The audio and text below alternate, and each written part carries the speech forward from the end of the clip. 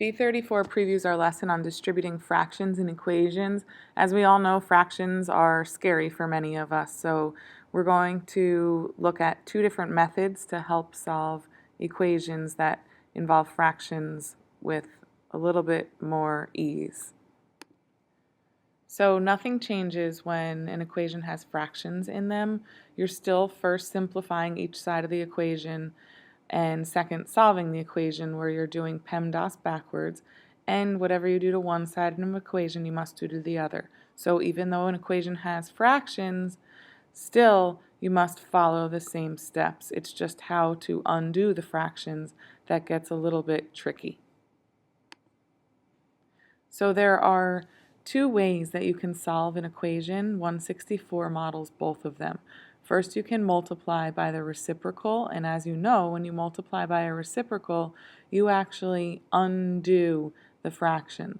So the reciprocal of 3/5 is 5 over 3, and what I do on one side, I have to do to the other side. So I'm going to multiply by 5 over 3 on both sides. The 5's cancel, the 3's cancel, and then I can cross simplify on the opposite side. 5 goes into 5 and 3 goes into 72. So now I'm just left with whatever was in parentheses, -3 plus 34 equals 24. Again, I multiplied by the reciprocal, 5's canceled, 3's canceled, and 72/5 times the reciprocal on the right side simplifies to 24. Now I just have my basic two-step that we've learned. I have -3 plus 3x. You want to work with a constant term first. It's -3, so you have to add 3 on both sides, which cancels the 3's out, and then you're left with 3x equals 27. And then you divide by 3 on both sides, and you're left with x equals 9. When you go to check it, you plug 9 into the equation, and now, because when 9 is in with a 3, these are all going to be like terms, and I can simplify the parentheses first. The second method is to multiply by the least common denominator if there are fractions on both sides. The first example, you could multiply by the reciprocal because both of the denominators matched. They were 5. But in some cases, you're not always going to have the same denominator on the left and right side of the equation, so then you would have to multiply by the least common denominator. So the least common denominator of 5 and 5 is actually 5. So I'm multiplying by 5 on both sides, and a lot of you like to put 5 over 1. So now the 5's cancel here, and the 5's cancel here. And then I'm left with 3 on the outside times whatever's in the parentheses, and again the 5's canceled out here, so I'm just left with 72 on the top. Now I have to distribute with my 3. 3 times -3, 3 times 3x, and your next step is -9 plus 9x, and then you have to do your two-step. You eliminate the -9 by adding 9 on both sides, and then you have 9x equals 81, which, isolating the variable, you divide by 9 on both sides, and x equals 9. Again, multiplying by the reciprocal is easiest to use when you have matching denominators on both sides. Multiplying by the least common denominator is better to use when you have a fraction on the left and a fraction on the right that don't have matching denominators.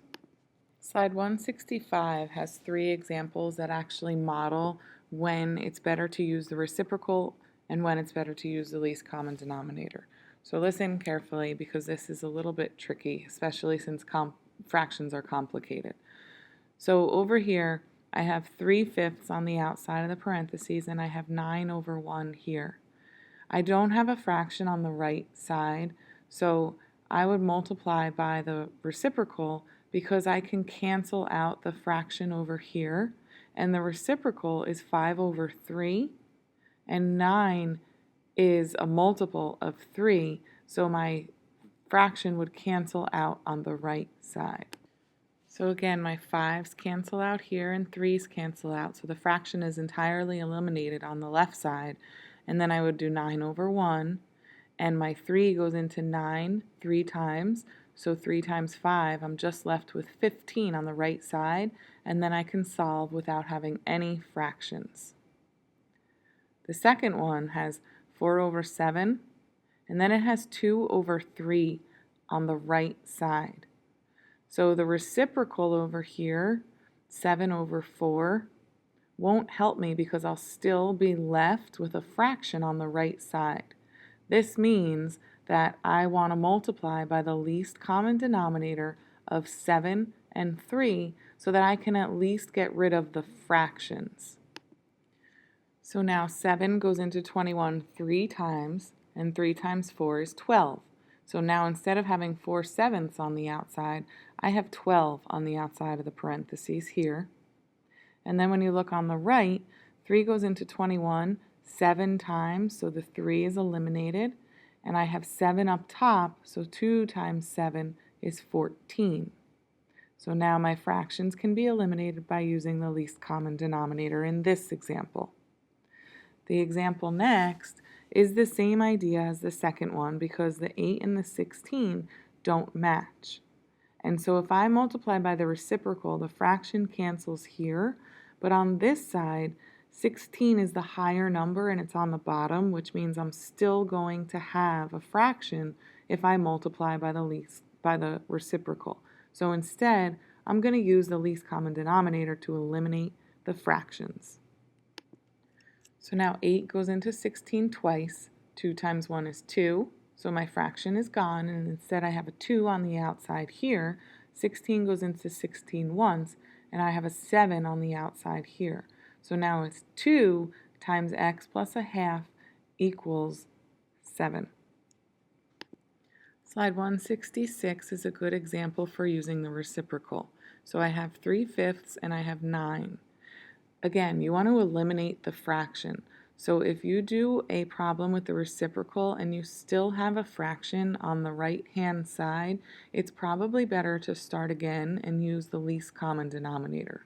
So my 5's cancel out, and my 3's cancel out on the left, leaving me with nothing.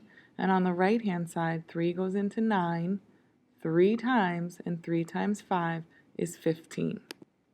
So I'm left with x plus 2 equals 15. I need to eliminate the 2 on both sides through subtraction, and x equals 13. The check gets a little bit complicated because a fraction is there, but again, you start in the parentheses, and since these are like terms, I can do 13 plus 2, which is 15. Now I have 3/5 times 15. 15 over 1 leaves me with 1 goes into 3, and then 5 goes into 15 3 times. So in the end, 3 times 3 is 9. Therefore, x equals 13 is correct.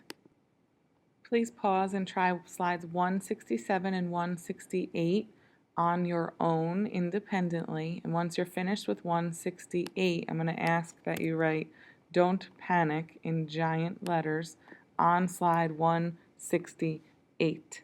We are going to go over all of these in class and finish with 169 and 170 in class tomorrow.